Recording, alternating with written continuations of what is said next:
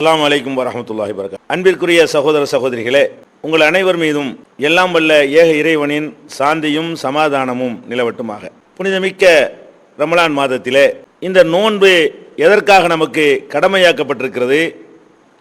நோன்பு நோற்பதற்காக இறைவன் நமக்கு தேர்வு செய்து தந்திருக்கிற இந்த ரமலான் மாதத்தினுடைய சிறப்புகள் என்ன என்பன போன்ற விஷயங்களை இன்றைய தினம் நாம் அறிந்து கொள்வோம். ரமலான் மாதத்திலே அல்லாஹ் ரப்புல் ஆலமீன் இந்த நோன்பை கடமையாக்கியதை பற்றி தன்னுடைய திருமறை குர்ஆனிலே பின்வருமாறு சுட்டி காட்டுகிறான். ஷஹ்ரு ரமலான் அல்லதி உன்சில ஃபீஹில் குர்ஆன். இந்த ரமலான் மாதத்தில் தான் குர்ஆன் அருளப்பட்டது. ஹுதன் லின்னாஸ், அந்த குர்ஆன் மனித சமுதாயத்திற்கு நேர்வழி காட்டக்கூடியதாகவும், ஓ பையினாத்தி மினல் ஹுதா வல் ஃபுர்கான், அந்த நேர்வழியை தெளிவாக காட்டக்கூடியதாகவும், சத்தியத்தையும் அசத்தியத்தையும் வேறுபடுத்தி காட்டக்கூடியதாகவும் அமைந்திருக்கிறது. அந்த குர்ஆன் ரமலான் மாதத்தில் தான் அருளப்பட்டது. எனவே ஃபமன் ஷஹித மின்கும் ஷஹ்ர ஃபல்யஸ்முஹு, உங்களில் யார் அந்த மாதத்தை அடைகிறாரோ அவர் அந்த மாதத்திலே நோன்பு நோற்கட்டும் என்று அல்லாஹ் சொல்கிறான். அப்ப ரமலான் மாசத்துக்கு ஒரு சிறப்பு இருப்பதாக அல்லாஹ் சொல்லும் பொழுது என்ன காரணத்தை சொல்கிறான்? இந்த மாதத்தில் தான் குர்ஆன் அருளப்பட்டது, அதுதான் சிறப்பு காரணம்.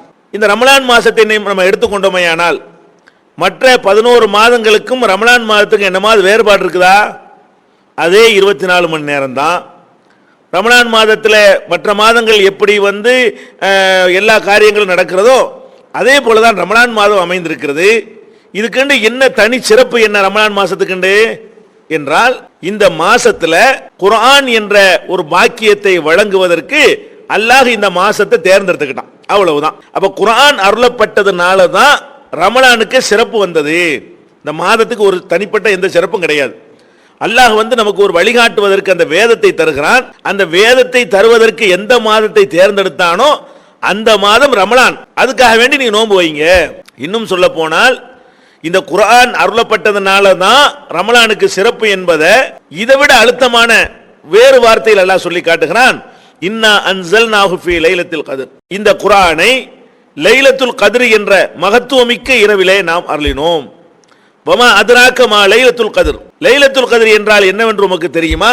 லைலத்துல் கத்ரி கைரும் மின் அல்ஃபி ஷஹர், இந்த மகத்துவமிக்க இரவு 1000 மாதங்களை விட சிறந்தது. அப்ப ரமலான் மாசத்துல அல்லாஹ் குர்ஆனை தர்றான். அந்த ரமலான் மாசத்திலையும் லைலத்துல் கத்ர் என்ற மகத்துவமிக்க இரவிலே இந்த குர்ஆனை தருகிறான். அந்த குர்ஆனை அந்த இரவிலே தந்த காரணத்தினால் அந்த இரவு எத்தனை மடங்கு சிறந்து விளங்குகிறது என்று சொன்னால் 1000 மாதங்களை விட சிறந்து விளங்குது. 1000 நாட்களை விட அல்ல, 1000 மாதங்கள்னா 30,000 நாட்கள். அப்ப 1000 மாதங்களை விடவும் இந்த ஒரு இரவு சிறந்தது. அப்படின்னா இது எவ்வளவு இடத்துல கொண்டு எல்லாம் நிப்பாட்டிருக்கான்னு பாருங்க. அதாவது குர்ஆன் அருளப்பட்டதுனால அந்த ஒரு இரவு 1000 மாதங்களை விட சிறந்து விளங்குகிறது. அந்த ஒரு இரவு இந்த மாசத்துல இருக்கிற காரணத்தினால் இந்த மாசமும் மற்ற மாசங்களை விட சிறப்புமிக்க மாசமாக அமைந்திருக்கிறது. இது எல்லாத்துக்குமே காரணம் குர்ஆன் அருளப்பட்டதுதான். ரமலானுக்குன்னு வேற தனிச்சிறப்பு எதுவும் கிடையாது. ரமலான் நாட்கள் மட்டும் 25 மணி நேரம் கிடையாது. அதுக்குன்னு ஒரு அந்த மாசத்துல மட்டும் ஒரே எல்லாருக்கும் பணம் கிடைக்கும், அந்த மாசத்துல மட்டும் யாருக்கும் நோயே வராது அப்படிங்கிற மாதிரியான சிறப்புகளா இருக்குது இல்ல. எதனால சிறப்பு? குர்ஆன் என்ற வேதம் அருளப்பட்டதுனால தான் சிறப்பு. அப்ப ரமலானுடைய சிறப்பை அறிந்து கொள்வதற்கு முன்னால் நம்ம எதை தெரிஞ்சுக்கிறோன்னு, குர்ஆனுடைய சிறப்பையும் குர்ஆனுடைய முக்கியத்துவத்தையும் தான் விளங்கணுங்க. குர்ஆன் அருளப்பட்டதுனால தான் ரமலானுக்கு சிறப்புன்னு சொன்னா, ஒரு மாலை இருக்கிறது, கழுத்தில் போடுகிற மாலை, மலர் மாலை இருக்கிறது என்றால் அந்த மலர் மாலையில நாறு கூட மணக்கும். நாருக்கு இயற்கையாக அந்த மனம் வந்ததா? அந்த பூக்களோடு சேர்ந்து இருந்ததுனால நாருக்கும் மனம். அதே மாதிரிதான் ரமலான் என்ற அந்த மாதம் மனம் பெறுவது எதனால் என்று சொன்னால் குர்ஆன் அந்த மாதத்தில் அருளப்பட்டதுனால தான். அப்ப நம்ம ரமலான் மாசத்துல அடைந்திருக்கிற நாம் இந்த ரமலானின் சிறப்புகளை அறிந்து கொள்வதற்கு முன்னால் குர்ஆனுடைய சிறப்பை, அதனுடைய முக்கியத்துவத்தை, அதனுடைய தத்துவத்தை, அதனுடைய சிறப்பை நம்ம அறிந்து கொள்ள கடமைப்பட்டிருக்கிறோம். இன்றைக்கு நம்ம இஸ்லாத்தை அல்லாஹ்வுடைய மார்க்கம் என்று நம்புகிறோம். ஒவ்வொரு நபிமார்களும் தங்களை அல்லாஹ்வுடைய தூதர்கள் என்று சொல்வதற்கும் தங்களுக்கு கொடுத்தது அல்லாஹ்வுடைய வேதம் தான் என்பதை நிரூபிப்பதற்கும் அந்தந்த காலத்தில் அந்த சமுதாய மக்கள் மத்தியில் சில அற்புதங்களை நிகழ்த்தி காட்டுவார்கள். அந்த அற்புதங்களை பார்க்கிற மக்கள் இவர் இறை தூதர் தான், நமக்கெல்லாம் செய்ய முடியாத காரியத்தை இவர் செய்கிறாரு, இந்த காரியம் இறைவனால் மாத்திரமே செய்ய முடிந்த காரியம், இதை இவர் செய்வாரேயானால் நிச்சயமாக இவரை இறைவன் தான் தூதராக அனுப்பியிருக்க முடியும் என்று அந்த மக்கள் நம்பி அவரை இறை தூதராக ஏற்றுக்கொள்கிறார்கள். இது எல்லா நபிமார்களையும் அந்த சமுதாய மக்கள் இது போன்ற அற்புதங்களை பார்த்து தான் நம்பினார்கள். நபிகள் நாயகம் ஸல்லல்லாஹு அலைஹி வஸல்லம் அவர்களை கடைசி நபியாக அனுப்பப்பட்ட நபிகள் நாயகம் ஸல்லல்லாஹு அலைஹி வஸல்லம் அவர்களையும் அவர்கள் காலத்தில் வாழ்ந்த மக்கள் அவங்களுடைய கேரக்டரை பார்த்தார்கள், அவங்களுடைய ஒழுக்கத்தை பார்த்தார்கள். அதையும் தாண்டி சில அற்புதங்களை அவர்கள் மூலமாக அல்லாஹ் நிகழ்த்தி காட்டினான அதையும் பார்க்கிறார்கள்.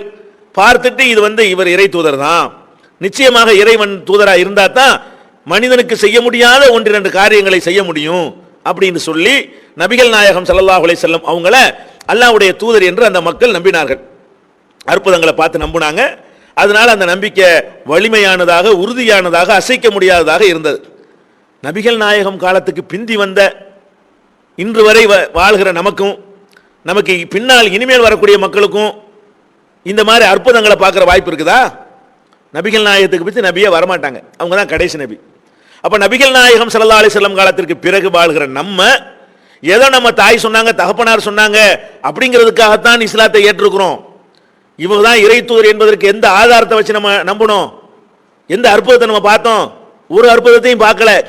அப்போ முந்தைய சமுதாயத்துக்கு மட்டும் அற்புதத்தை காட்டி உறுதியான நம்பிக்கை ஏற்படுத்திய இறைவன் நமக்கு மட்டும் அந்த அற்புதத்தை காட்டாம விட்டுட்டானே அப்படின்னு நம்ம விரக்தி அடைகிறோம் என்று சொன்னால், அந்த விரக்தியை போக்குவதற்குரிய பெரிய அற்புதம் தான் திருமறை குர்ஆன். நபிகள் நாயகம் ஸல்லல்லாஹு அலைஹி வஸல்லம் சொன்னார்கள், ஒவ்வொரு இறை தூதர்களுக்கும் அல்லாஹ் அற்புதத்தை வழங்கினான். எனக்கு அல்லாஹ் கொடுத்த பெரிய அற்புதம் எதுவென்றால் திருமறை குர்ஆன் தான். அப்ப குர்ஆன் தான் எனக்கு கொடுத்த அற்புதம்ங்கறாங்க ரசூல் ஸல்லல்லாஹு அலைஹி வஸல்லம். குர்ஆன் அற்புதமா? அது எப்படி ஒரு புத்தகம் எப்படி அற்புதமா இருக்க முடியும்? அற்புதம்னா மணல கைராத்திரிச்சா அற்புதம்னு சொல்லலாம், அந்த இடத்துல மிதந்தா அற்புதம்னு சொல்லலாம், தண்ணிக்கு மேல நடந்தா அற்புதம்னு சொல்லலாம், ஆட்ட கழுதையாக்குனா அற்புதம்னு சொல்லலாம், செத்தவனை உசுராக்குனா அற்புதம்னு சொல்லலாம், உயிரற்ற பொருள்களுக்கு உயிரை கொடுத்தா அற்புதம்னு சொல்லலாம். இது புத்தகத்தை காட்டிய அற்புதம்னா என்று நம்ம தோன்றலாம். திருமறை குர்ஆன் எப்படி எல்லாம் அற்புதமா இருக்கிறது? அந்த குர்ஆனை நம்ம ஆய்வு செஞ்சோம்னு சொன்னா, அதை ஒழுங்கான முறையில் கவனித்தோம் என்று சொன்னால், இறை தூதர்கள் அனுப்பப்பட்ட காலத்தில் வாழ்ந்த மக்கள் எப்படி அற்புதங்களை பார்த்து இவர் இறை தூதர் தான் என்று நம்பினார்களோ அதே மாதிரி அல்ல, அதை விட அதிகமாக உறுதியாக இது இறை வேதம் என்று நம்ம நம்ப முடியும். இது இறை வேதம் என்று நம்பிவிட்டோமேயானால் யார் இதை கொண்டு வந்து தந்தார் அவர் தூதர் நம்பிடுவோம்ல. இது செய்தி, இந்த செய்தி இறைவனுடைய செய்தி என்றால் இறை செய்தியை கொண்டு வந்தவர் யாராயிருப்பார்? இறைவனுடைய தூதராகத்தான் இருப்பார். அப்படி ஒரு பேர் அற்புதமாக திருமறை குர்ஆனை அல்லாஹ் நமக்கு தந்திருக்கிறான். அப்ப இந்த குர்ஆன் அருளப்பட்டதுனால ரமலானுக்கு சிறப்புங்கிறமே ஏன் விளங்குதா உங்களுக்கு?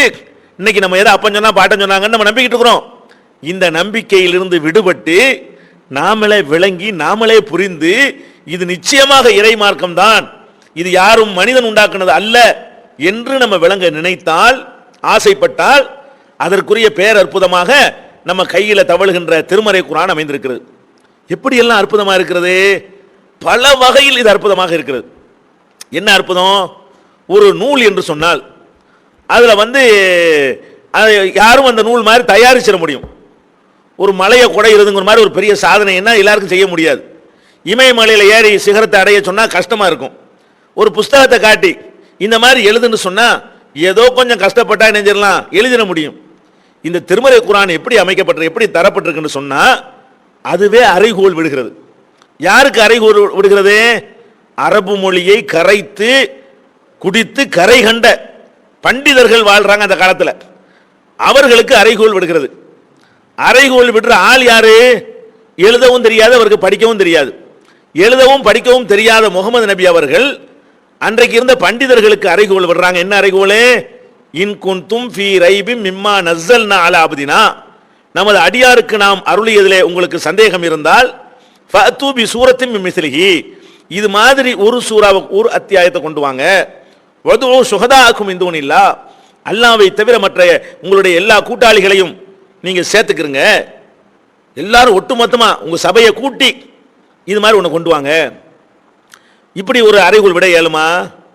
அன்றைக்கு நபிகள் நாயகம் ஸல்லல்லாஹு அலைஹி வஸல்லம் அவர்களை எப்படியாவது இறை தூதர் இல்லைன்னு ஆக்கி இந்த மார்க்கத்தை ஒழிச்சிடணும் என்பதில் வெறி பிடித்தவர்கள் அலைந்தார்கள். ஏன்? இவர் கொண்டு வந்த மார்க்கத்தினால் அவங்களுடைய ஆதிக்கம் தகர்ந்தது. அவங்களுக்கு ஊழல் பண்ண முடியல. மனுஷன் அடக்கி அடிமைப்படுத்தி வச்சிருந்தாங்களே, அதுக்கு சாவுமணி அடிக்கப்பட்டது. அப்ப எல்லா வகையான இழப்புகளும் அவர்களுக்கு முகமது நபி அவர்களால் ஏற்பட்டது. அப்ப அவங்களுக்கு ஒரே இலக்கு என்னவா இருந்துச்சு? எப்படியாவது இவரை காலி பண்ணிடணும், இவரை பொய்யராக்கிறணும். ஈஸியான வேலை. என்ன வேலை? ஒரே ஒரு அத்தியாயத்தை தான் கொண்டு வர சொல்றாரு. இது மாதிரி நம்ம ஒரு அத்தியாயத்தை கொண்டு வந்துட்டோம்னு சொன்னா, இந்த கொண்டு வந்து இப்ப என்ன சொல்ற அப்படின்னு கேட்கலாம். அப்ப மக்கள் மத்தியில் இதை வச்சோம்னு சொன்னா, முகமது கொண்டு வந்த மாதிரி நாங்களும் கொண்டு வந்துட்டோம் அப்படின்னு சொல்லும் பொழுது இஸ்லாமிய வளர்ச்சி தடுக்கப்பட்டிருக்கும். இந்த அறைகூவலை அந்த பண்டிதர்களும் ஏற்க முடியல, இன்னைக்கு வரைக்கும் எந்த பண்டிதர்களும் ஏற்க முடியல. அப்ப இந்த குர்ஆன் எப்படி இருக்குன்னு சொன்னா, ஒரு எழுத்து தான், ஒரு வார்த்தை தான், இது மாதிரி இயற்ற முடியாது என்கிற அளவில் இது அமையப்பட்டிருக்கிறது. இது அற்புதமா எப்படி இருக்குங்கிற அந்த மொழியை அறிந்தவர்களுக்கு தான் புரியும். இந்த குர்ஆன் எப்படி அற்புதம்னா, அதனுடைய மொழி நடையினால்தான் அற்புதமா திகழ்கிறது. அந்த மொழியை அறிந்த பண்டிதர்களுக்கு தான் இதை சரியான முறையில் புரிந்து கொள்ள முடியும். இருந்தாலும் மொழி அறியாதவர்களும் இது அற்புதம் என்று வேற ஒரு ஆய்வு கண்ணோட்டத்தில் வைத்து நம்ம புரிந்து கொள்ள முடியும். என்ன ஆய்வு கண்ணோட்டம் சொன்னா, இந்த திருமறை குர்ஆன் உயர்ந்த இலக்கிய தரத்தில் இருக்கிறது. உயர்ந்த இலக்கிய தரத்தில் இருக்கிறது தான் சவால் விட முடியும். கொச்சையாக சாதாரண பேச்சு நடையில் இருந்தால் அதுக்கெல்லாம் சவால் விட முடியாது. உயர்ந்த இலக்கிய தரத்தில் இருக்கக்கூடிய எந்த ஒரு நூலுமே சாதாரண மக்களுக்கு புரிகிற மாதிரி எழுதவே முடியாதுங்க. நீங்கள் உங்கள் தமிழ் மொழியில் எடுத்துக்கொள்ளுங்கள். உயர்ந்த இலக்கியம் எதையெல்லாம் சொல்கிறீர்களோ, அதை எவ்வளவு மேல் நிலையில் கொண்டு வைக்கிறீங்களோ, அந்த அளவுக்கு மக்களிடமிருந்து அது அந்நியப்பட்டு போயிடும். திருக்குறள் எல்லாருக்கும் வழங்குமா? கம்பராமாயணம் எல்லாத்துக்கும் இலக்கியம் தான், உயர்ந்த இலக்கியம் தான். கம்பராமாயணத்தை எல்லாத்துக்கும் வழங்குமா? விளங்காது. ஏன் விளங்காது? அது விளங்கக்கூடாதுங்கிறதுக்கு பண்டிதர்கள் தங்கள் திறமையை காட்டுவதற்கு எழுதுறாங்க. அதனால எல்லாருக்கும் விளங்காம இருந்தா தான் ஆஹா இப்படி எழுதியிருக்கிறார்கள் என்று பெருமிக்க முடியும். திருமறை குர்ஆனை பொறுத்த வரைக்கும் உயர்ந்த இலக்கியமாகவும் இருக்கிறது, அது அனைவருக்கும் புரியவும் செய்கிறது. எழுத படிக்க தெரியாத மக்களுக்கும் புரிந்தது. வேறு மொழி பேசக்கூடியவர்கள் பிழைப்புக்காக மக்காவில் வசித்தார்களே, அந்த மாதிரியான சுஹைபு, பிலாலு, ஹுபைபு போன்றவர்களுக்கெல்லாம் கூட இந்த குர்ஆன் புரிந்தது. எல்லாருக்கும் புரியவும் செய்யுது, உயர்ந்த இடத்துல இருக்கவும் செய்யுது. இப்படி சிந்திச்சு பார்த்தா இது எழுத படிக்க தெரியாத முகமதுடைய வார்த்தை இல்லை. அவர் வார்த்தை இல்லைன்னா அவரை படைச்சவனுடைய வார்த்தைன்னு நமக்கு ப்ரூஃப் ஆகி போயிடும். அது மாத்திரம் இல்லாம இது 23 ஆண்டு காலத்தினுடைய ஒரு செய்தியுடைய தொகுப்பு. இது 23 வருஷம் பேசின பேச்சுகள், யாருடைய பேச்சு நீங்கள் எடுத்து பார்த்தாலும் அதில் முரண்பாடுகள் இருக்கும், அதில் மாற்றி பேசின விஷயங்கள் இருக்கும், அதில் குழப்பங்கள் இருக்கும். இதில் 23 ஆண்டு கால பேச்சை தொகுத்து பார்த்தீங்கன்னு சொன்னால் இதில் முரண்பாடே இல்லை. அதை கூட அல்லாஹ் ஒரு சிறப்பாக சொல்லி காட்டுறான். லவ்கான மின் இந்தி கைரில்லாஹி லவஜது ஃபீஹி இக்திலாஃபன் கஸீரா. இது அல்லாஹ்வை தவிர வேறு யாரிடம் இருந்தாவது வந்திருக்குமையானால் இதில் அநேக முரண்பாடுகளை பார்த்திருப்பார்கள். முரண்பாடு இல்லாமல் இருக்கிறது. இது இந்த வகையில் அது அற்புதமாக திகழ்கிறது. அது மாத்திரம் இல்லாமல் எந்த ஒரு நூலை நீங்கள் எடுத்துக்கொண்டாலும், எவ்வளவு பெரிய பண்டிதர்கள் மேதைகள்லாம் சேர்ந்து உருவாக்கிய நூலை எடுத்துக்கொண்டாலும் அவர்களுடைய நூல் எப்படி அமைக்கப்பட்டிருக்கும் என்றால், அவங்க காலத்தில் எந்த மாதிரியான அறிவு இருந்ததோ அதை ஒட்டி தான் அந்த நூல்கள் இருக்கும். அவங்க காலத்தில் உள்ள அறிவைத்தான் அவர்களால் பெற்றுக்கொள்ள முடியும். ஒரு 500 வருஷத்துக்கு பிந்தி என்னவெல்லாம் வருங்கிறதெல்லாம் கணித்து அதுக்கு ஏற்றவாறு 500 வருஷத்துக்கு முந்தி நூல் எழுதவே முடியாது. இப்போ எவ்வளவோ அழகான சீர்திருத்த கருத்துக்களை எல்லாம் திருவள்ளுவர் சொன்னார். அவர் சொல்லும் பொழுதே பாருங்க, சில விஷயங்களை தத்துவங்களை வேண்டாம் சொல்லிட்டு போயிடலாம். சில விஷயங்களை அவர் சொல்றாரு, அந்த காலத்து அறிவுக்கு ஏற்றவாறு தான் அவரால் சொல்ல முடிகிறது. என்ன சொல்றாரு? ஒரு சந்திரனில் கிரகணம் ஏற்படுது. ஏன் ஏற்படுது? அவர் வாழ்ந்த காலத்தில் உள்ள பாட்டிமார்கள் ஒரு கதை சொல்லிட்டு இருந்தாங்க. சந்திரனில் ஒரு பாம்பு இருக்கிறது, அந்த பாம்பு சந்திரனை முழுங்கிரும், முழுங்கினவுடனே கிரகணம் ஏற்படும், முழுங்கிய பிறகு வெளியே துப்பும், உடனே கிரகணம் விலகும் அப்படின்னு சொல்லி ஒரு ராட்சச பாம்பு இருக்கிற மாதிரியும் அது சந்திரனை விழுங்குற மாதிரியும் அன்றைக்கு ஒரு கதை சொல்லப்பட்டு வந்தது. இந்த கதையை சொல்லக்கூடியவர்கள் இன்னைக்கும் கூட இருக்கிறார்கள். அப்ப வள்ளுவர் என்ன பண்றாருன்னு கேட்டா, அவர் சொல்றாரு, கண்டது மண்ணும் ஒரு நாள் அலர் மண்ணும் திங்களை பாம்பு கொண்டற்று. அப்ப சந்திரனை பாம்பு விழுங்கியது போல என்று சொல்லி வேற ஒரு விஷயத்துக்கு உதாரணம் காட்டும் பொழுது திங்களை பாம்பு கொண்டற்றுங்கிறார். ஏன் அப்படி சொன்னாரு? அந்த காலத்து அறிவை கொண்டு அப்படித்தான் சொல்ல. நீங்க இருந்தாலும் அப்படித்தான் சொல்லுவீங்க, நான் இருந்தாலும் அப்படித்தான் சொல்லுவேன். அப்ப நபிகள் நாயகம் ஸல்லல்லாஹு அலைஹி வஸல்லம் அவங்க 1400 வருஷத்துக்கு முந்தி உள்ளவங்க. அவங்க காலத்தில் என்ன மாதிரியான சூரியனை பத்தி என்ன அறிவு இருந்ததோ, சந்திரனை பத்தி என்ன அறிவு இருந்ததோ, பூமியை பத்தி என்ன அறிவு இருந்ததோ, மற்ற கோள்களை பற்றி என்ன அறிவு இருந்ததோ, மழையை பற்றி என்ன அறிவு இருந்ததோ, மேகத்தை பற்றி என்ன அறிவு இருந்ததோ, பூமிக்கு அடியில் உள்ள நீரூற்றை பற்றி என்ன அறிவு இருந்ததோ, கடலை பற்றி என்ன அறிவு இருந்ததோ, காற்றை பற்றி என்ன அறிவு இருந்ததோ, அந்த அறிவை வச்சு தானங்க முகமதுக்கு பேச முடியும். 1400 வருஷத்துக்கு முன்னாடி அந்த சமூகத்தில் எந்த மாதிரியான அறிவு இருந்ததோ அந்த அறிவுக்கு தகுந்தவாறு தான் அந்த காலத்தில் வாழ்ந்த எந்த ஒரு பண்டிதருக்கும் பேச முடியும். பெரிய கரை கண்ட விற்பனராக இருந்தால் கூட அவர் காலத்து நம்பிக்கையை தாண்டி என்ன செய்ய முடியாது, பேசவே முடியாது. ஆனால் திருக்குறானை நீங்கள் எடுத்து பார்த்தீர்களே, ஆனால் 14 நூற்றாண்டுக்கு முன்னாடி ஒரு காட்டுமிராண்டி சமுதாயத்தில் நிலவிய நம்பிக்கை அது பிரதிபலிக்கிறதா, அல்லது இந்த 20ஆம் நூற்றாண்டுக்கு சவால் விடக்கூடிய விஷயங்களை எல்லாம் முன்கூட்டியே சொல்லக்கூடிய வகையில் தரப்பட்டிருக்கிறதா? இது ஒன்று பத்தாத அல்லாஹ்வுடைய வேதம்ங்கிறதுக்கு 14 நூற்றாண்டுக்கு முன்னாடி பூமி உருண்டைன்னு எவனா கற்பனை பண்ண முடியுமா? அவன் வாழ்கிற நாட்டுக்கு கீழே வேற உலகமே இல்லைன்னு நினைச்சான். அரபு நாட்டுக்கு மேலே உலகமே கிடையாதுன்னு நினைச்சான். அப்படி ஒரு காலம். அப்ப அந்த மாதிரியாக வாழ்ந்த ஒரு காலத்தில் பூமி உருண்டை என்று திருமறை குர்ஆன் பல இடங்களில் அழுத்தம் திருத்தமாக சொல்கிறது. உருண்டைன்னு மட்டும் சொல்லல, அது சுழல்கிறது. குல்லுன் ஃபீ ஃபலக்கின் யஸ்பஹூன், எல்லா கோள்களும் தங்களுடைய பாதைகளிலே நீந்தி கொண்டு இருக்கின்றன, சுற்றி வருகின்றன.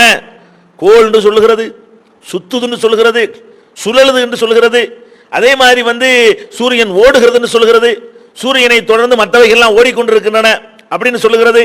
இப்படி எந்த ஒரு மேற்ற சூரியனை பேசினாலும், அது சந்திரனை பற்றி பேசினாலும், எவ்வாறு மழை பொழிகிறது என்று பேசினாலும், எவ்வாறு விண்மீன்கள் கண் சிமிட்டுகின்றன என்று பேசினாலும், கடலுக்கு அடியிலே உள்ள பேரலைகளை பற்றி பேசினாலும், கடலில் இருக்கக்கூடிய இருள்களை பற்றி பேசினாலும், எதை பேசினாலும் இன்றைக்கு ஒரு விஞ்ஞானி எடுத்துக்கொண்டு இது என்னையா காட்டுமிராண்டித்தனமா இருக்குது என்று ஒன்று காட்ட இயலாது. இது எப்படி இது முடியும்? 14 நூற்றாண்டுக்கு முந்தி எழுதப்பட்ட வழங்கப்பட்ட ஒரு புஸ்தகத்தில் உள்ள செய்தியை இன்னைக்கு வந்துகிட்டு விளக்கணையை ஊத்திக்கிட்டு தேடி தேடி பார்த்தா கூட அதுல ஒரு தப்பு கண்டுபிடிக்க முடியலையே. இது இந்த அறிவியலுக்கு மாற்றம், இந்த உண்மைக்கு மாற்றம்னு சொல்ல முடியல. எப்படி இந்த உலகமெல்லாம் படைக்கப்பட்டது, எல்லாம் ஒன்னா இருந்துச்சுட்டான். ஒன்னா இருந்து ஒரு பெருசா ஒரு வெடிப்பு வந்துச்சான். வெடிப்பு வந்தவன தூள் தூளாக எல்லாம் செதறி போச்சான். தூள் தூளாக செதறினதெல்லாம் சேர்ந்து ஆங்காங்கே அப்படி திட்டுத்திட்டா இருந்தெல்லாம் சேர்ந்து உருண்டை உருண்டையாக அனுச்சான். அப்படி ஆயி சூரியன் ஒரு பக்கம், சந்திரன் ஒரு பக்கம், செவ்வாய் ஒரு பக்கம், இப்படி கோள்கள்லாம் உருவாச்சு. இப்படி எல்லாம் இந்த உலகம் இப்படித்தான் தோன்றி இருக்க முடியும் என்று ரொம்ப கஷ்டப்பட்டு கண்டுபிடித்து சொல்கிறான். இது தெளிவான வார்த்தையில் குர்ஆன் பேசுத. இன்ன சமாவாத்தி வல்லர்த காணத்தாரத்த கண் ஃபதக்னாகுமா, வானங்கள் பூமி எல்லாம் அப்படி ஒன்றாக அட்டைக்கப்பட்டு ஒன்று சேர்க்கப்பட்டு இருந்தது, அதை பிச்சு எடுத்தோம். இவன் பெருவெடிப்புங்கிறான், அல்ல பிச்சு எடுத்தோங்கிறான், பீத்தெடுத்திருக்கிறோங்கிறான். இது எப்படி 1400 வருஷத்துக்கு முந்தின காட்டுமிராண்டி காலத்தில் இது எப்படி சொல்ல முடியும்? கடலுக்கு மேலே அலை இருப்பதை நம்ம பார்க்கிறோம். கடல் பிரயாணம் செய்யாத முகமது நபிக்கு கடலுக்கு அடியிலையும் பேரலைகள் இருக்கிறது என்பதை எப்படி சொல்ல முடியும்? இன்னைக்கு சுனாமி வந்த பிறகு கடலுக்கு அடியிலையும் அலை வருங்கிறத சொல்றான். அதுக்கு முன்னாடி கூட இது பரவலாக மக்களால் அறியப்பட்டதாக இருக்கல. இதை எப்படி அவர் சொன்னார்? இப்படின்னு சொல்லி எதை பற்றி எடுத்துக்கொண்டாலும் சரி, அதுல 14 நூற்றாண்டுக்கு முந்தின பேச்சாகவே இல்லை, ஒண்ணுமே இல்லை. எல்லாமே ஏதோ இன்னைக்கு இந்த காலத்தில் வாழ்ந்த ஒரு பெரிய அறிஞர் மேதை சொல்வார அதை விட சூப்பரா சிறப்பாக இந்த செய்திகளை குர்ஆன் சொல்கிறது. அப்ப இது அற்புதமா இல்லையா? இந்த அற்புதத்தை காணும் பொழுது இது கண்டிப்பாக இது முகமது நபி சொல்லி இருக்க முடியாது. அவர் காலத்தில் இருந்த அறிவை கொண்டு, அவருக்கு இருந்த அறிவை கொண்டு, எழுத படிக்க தெரியாத ஆடு மேய்த்தவராக இருந்த காலமெல்லாம் பள்ளிக்கூடத்து பக்கம் ஒதுங்காத அவருக்கு இருந்த அறிவை கொண்டு இவ்வளவு பெரிய விஷயங்களை சொல்ல முடியுமா? குர்ஆன் எதையெல்லாம் சொல்கிறது? கருவறையில் குழந்தை எப்படி வளருதுன்னு சொல்லுது. எப்படி சொல்லுது? இப்ப ஸ்கேனு எக்ஸ்ரே எல்லாம் கண்டுபிடிச்சவன அவ்வளவு அறுத்து உள்ள பார்த்துவிட்டு தச்சு பார்த்துட்டு சொல்றானே, இப்படி சொல்லுதுங்க. இது எப்படி முகமது நபி தெரியும்? குழந்தையுடைய கருவளர்ச்சியை பற்றி பேசினாலும் அப்படித்தான் பேசுகிறது, எப்படி மழை உண்டாகுதுன்னு பேசினாலும் அப்படித்தான் பேசுகிறது, எப்படி நிலத்தடி நீர் சேமிக்கப்படுகிறது என்று பேசினாலும் அப்படித்தான் பேசுகிறது.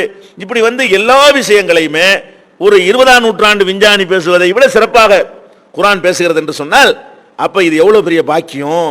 இந்த குர்ஆன் தான் நம்ம அல்லாஹ்வை நம்புறதுக்கும், இது இறைவன் ஒருவன் என்ற இது இறை வேதம் என்று நம்பினால் இறைவனை நம்பிடுவோம்.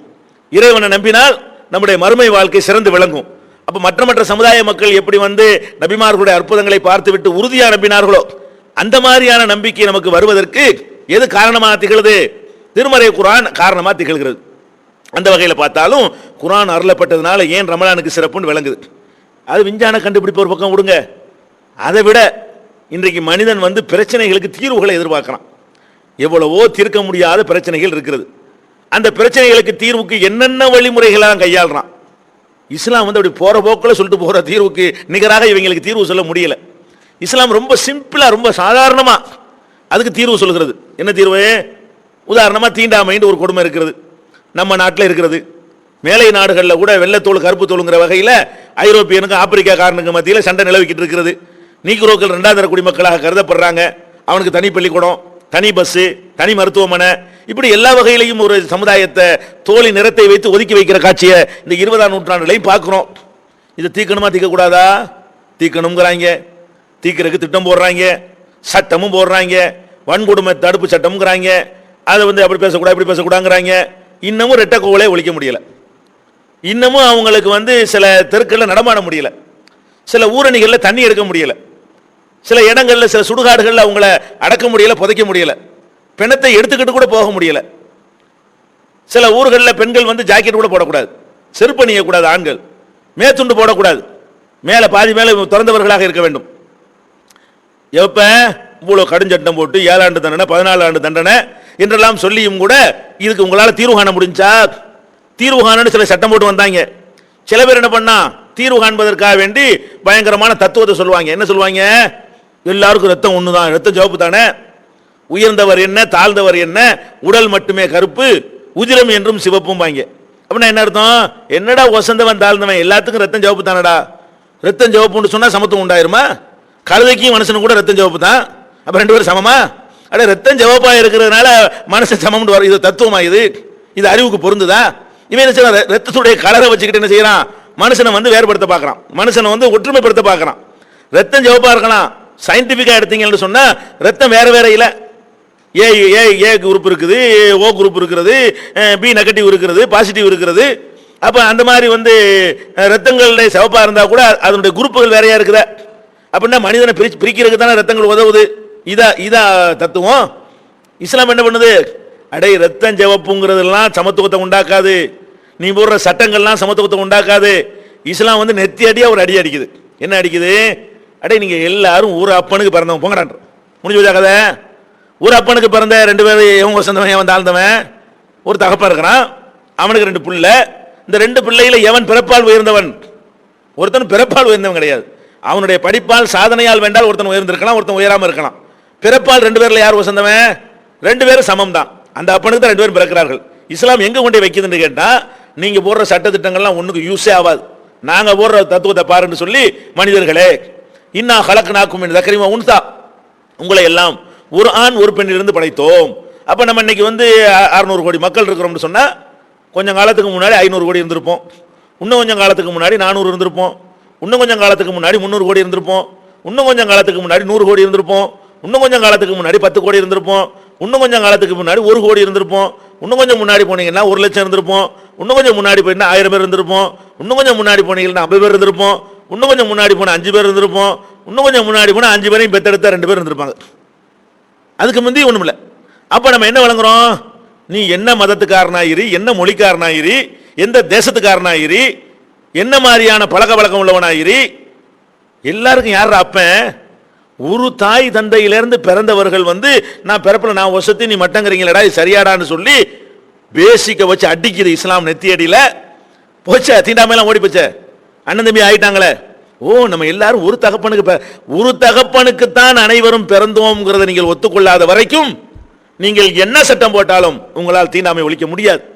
இஸ்லாம் ஒழிச்சு காட்டு. ஜனாதிபதியா இருந்தாலும் அவர் லேட்டா வந்தா கடைசிலாம் நிக்கணும். அப்ப வந்து அந்த மாதிரியான சகோதரத்துவம் ஒரு வரிசையில் நிற்பதாக இருந்தாலும் முதல் வந்தவன் முந்தி, 2வது வந்தவன் 2வது. நீ என்ன குலம் என்ன கோத்திரம் தெரியவே தெரியாது. பள்ளி வாசல்ல போய் நம்ம தொழுகிறோம், எந்த மாதிரி மாத்துகிறது? நமக்கு பக்கத்துல இந்த பக்கம் யார் நின்றா இந்த பக்கம் யார் நின்றா நமக்கு. திருக்குர்ஆன் தமிழாக்கம் பி ஜெய்னுல் ஆபிதீன் வெளிவந்து விட்டது 8வது பதிப்பு. அனைவருக்கும் புரியும் எளிய நடை, தேவைப்படும் வசனங்களுக்கு தெளிவான விளக்கங்கள், கலை சொற்களின் விளக்கங்கள், திருக்குர்ஆன் எவ்வாறு அருளப்பட்டது, எவ்வாறு தொகுக்கப்பட்டது என்பது குறித்து முழுமையான விளக்கம், நபிகள் நாயகம் ஸல்லல்லாஹு அலைஹி வஸல்லம் காலம் முதல் இன்று வரை குர்ஆன் பாதுகாக்கப்பட்ட வரலாறு, திருக்குர்ஆன் இறைவனின் வார்த்தைகள் என்பதற்கான அடுக்கடுக்கான ஆதாரங்கள், முந்தைய பதிப்புகளை விட மெருகூட்டப்பட்ட செய்திகள், கூடுதலான பக்கங்கள், அழகிய வடிவமைப்பு, உயர்தரமான பைண்டிங், விலை ரூபாய் 300 மட்டுமே. வெளியீடு மூன் பப்ளிகேஷன் நம்பர் 83/3 முதல் மாடி மூர்தரு மண்ணடி சென்னை 1. போன் 65690810. தெரியாது. ஏன் தெரியல? அதை கவனிக்கல, அதை கேர் பண்ணல நம்ம. ஆனால் மற்றவன் கேர் பண்ணுவான். பக்கத்தில் போய் நிற்கும் போது நீ என்ன சாதி, நீங்க என்ன சாதி அப்படின்னு என்ன செய்வான், பேரை கேட்பாங்க நேக்கா, இல்லைன்னா ஊரை கேட்பாங்க. ஊரை கேட்டுட்டு என்ன செய்வாங்க, கரெக்டாக கண்டுபிடிச்சிருவாங்க, இந்த ஜாதியாக தான் இருப்பான். அந்த மாதிரி சேரி பேரை சொன்னான்னு வைங்களேன், அதுக்கு தகுந்த மாதிரி அவன்கிட்ட டீல் பண்ணிக்கிறது. இதுக்கெல்லாம் இங்கே இடம் இருக்குதா? அப்ப தீர்க்க முடியாத ஒரு தீண்டாமை பிரச்சனை எடுத்துக்கொண்டாலும் எவ்வளவு அற்புதமா தீர்த்து நடைமுறையில் காட்டுத. இன்றைக்கு மதங்களின் பெயரால் எவ்வளவு பெரிய மௌட்டிகம் மூட நம்பிக்கை நிலவுகிறது. என்ன பண்றான், பெரிய படிச்சவங்கிறான், பாரட்லா படிச்சங்கிறான், பெரிய கம்ப்யூட்டர் சயின்ஸ் படிச்சவங்கிறான், அமெரிக்காவில் 2 லட்ச ரூபாய் சம்பளம்ங்கிறான், நான் அணு ஆயுதத்தை நான் தான் கண்டுபிடிச்சேங்கிறான். இவ்வளவையும் படிச்ச ஒருத்தனுக்கு கடவுள்னா என்ன, நான் யாரு, நான் யாரை வணங்குறேன்னு அது என்னன்னு விளங்கலையே. ஒரு மனிதன் வணங்குறதா யாரங்க வணங்கணும்? நீ கடவுளை பார்க்கல, உடுப்பா, கடவுளை நீனும் பார்க்கல நானும் பார்க்கல, சரி வணங்குற, குறைஞ்சபட்சம் உன்னைய விட கொஞ்சம் மேலே உள்ளதானே வணங்கணும். வணங்க பணியேன் நீ போயிட்டேன்னு சொன்னா அப்படித்தானே உலகத்தில் நடக்கிற. ஒரு பள்ளிக்கூடத்தில் வாத்தியார் மாணவர் இருந்தா மாணவன் காலில் வாத்தியார் விழுவாரு, வாத்தியார் தான் மாணவன் காலில். ஏன்? அவன் அறிவு சொல்லுது, வாத்தியாருங்கிறவர் கொஞ்சம் வசந்தவர், மாணவன் கொஞ்சம் வசந்தம் இல்லாதவன். ஒரு கட்சியில் மாவட்ட செயலாளரும் மாநில தலைவர் இருந்தால் ஒருத்தன் காலில் ஒருத்தன் உழுவுறதா இருந்தா மாவட்ட தலைவர் காலிலையா மாநில தலைவர் உழுவாரு? இஸ்லாத்தில் உழுவக்கூடாது. உழுவுற கொள்கை எப்படி நான் கேட்கிறேன். அப்ப யார் யார்கிட்ட உழுவணும்? மேலே உள்ளவங்க காலில் கீழே உள்ளவங்க உழுவணும். அப்போ அறிவு என்ன சொல்லுது? நம்ம உழுவுறதா இருந்தா, கும்பிடுறதா இருந்தா, வணங்குறதா இருந்தா அது நம்மளை விட மேலே இருக்கணும், கொஞ்சமாச்சு மேலே இருக்கணும். ஈக்குவலா இருந்தா கூட வணங்க மாட்டாங்களா 2 பேரு? கொஞ்சமாச்சு மேலே இருக்கணும். இப்படியெல்லாம் பார்க்குறிய, பள்ளிக்கூடத்தில் பார்க்குற, ஒரு இயக்கத்தினுடைய தொண்டன் தலைவன் மத்தியில் பார்க்குற, ஒரு குடும்பத்தில் கூட நான் புருஷன் நீ பொண்டாட்டி நீ தான் எனக்கு கீழே இருக்கணும் என்று சொல்ற. அப்பனும் மௌனு வருவையானால் ஏன்டா அப்பனை ஏன்டா ஏற்று பேசுறேன்னு கேட்குற. மௌனை விட அப்பன் வசந்திருக்கிறான் வயசுல. அப்ப ஏதாவது ஒரு வகையில் வசந்து இருக்கிறவர்களை தான் கீழே உள்ளவங்க வணங்கணுங்கிறதான உங்க சென்ஸு, அதான உங்க அறிவு சொல்லுது. அப்ப எது கல்ல வணங்குறீங்க? இவ்வளவு எல்லாம் கரெக்டா இருக்கக்கூடிய நீ எதை வணங்குற? நீ செஞ்சு வச்சுக்கிட்டு ஒரு கல்ல கடவுளுங்கிற, சூரியனை கடவுளுங்கிற. நீ பேசுவே சூரியன் பேசாது, நீ ஓடுவே சூரியன் ஓடாது, நீ சிந்திக்கவே சூரியன் சிந்திக்காது. சந்திரன் சிந்திக்குமா? காற்று சிந்திக்குமா? மரம் சிந்திக்குமா? உனக்கு உள்ள ஒரு அறிவு அதுக்கு இருக்குதா? ஒரு எறும்பு போய் அதை அரிச்சிச்சுன்னா, அதை கரையான் அரிச்சுன்னா தடுத்துருமா அந்த மரம்? கல்லுக்கு மேலே நாய் மூத்திரம் மஞ்சா தடுக்குமா? என்ன அறிவுல நீங்க இதெல்லாம் வணங்குறீங்க அப்படின்னு கேட்கக்கூடிய அளவுல பெரிய பெரிய பண்டிதர்கள் ஒரு பக்கம் நிற்கிறாங்க. இன்னொரு பக்கம் பாருங்க, இந்தியாவில் எடுத்துக்கொண்டோமே ஆனால் அதிகம் படிக்காத சமுதாயம் நம்ம தான். இங்கே தான் டாக்டர்கள் கிடையாது, என்ஜினியர் கிடையாது, அமெரிக்காவில் வேலை பார்க்குறவங்க கிடையாது, அணு விஞ்ஞானி கிடையாது. இந்த மாதிரியான லெவலில் இருக்கிறவன் இங்கிட்டு இருக்கிறான். இவன் எவனாச்சும் ஒரு முஸ்லீம் கல்லை வணங்குறானா? சூரியனை வணங்குறானா? மரத்தை வணங்குறானா? மண்ணங்கட்டியை வணங்குறானா? ஏன்? இவனுக்கு தெரியுது இது என்னை விட மட்டம். அடே, ஒரு மனுஷனை விட மற்ற எல்லாம் மட்டம்னு சொல்லி வழங்குற இந்த அறிவை, பல்கலைக்கழகங்கள் வழங்காத அறிவை எது கொடுத்தது? இந்த குர்ஆன் போட்ட அந்த பதியம் தான்.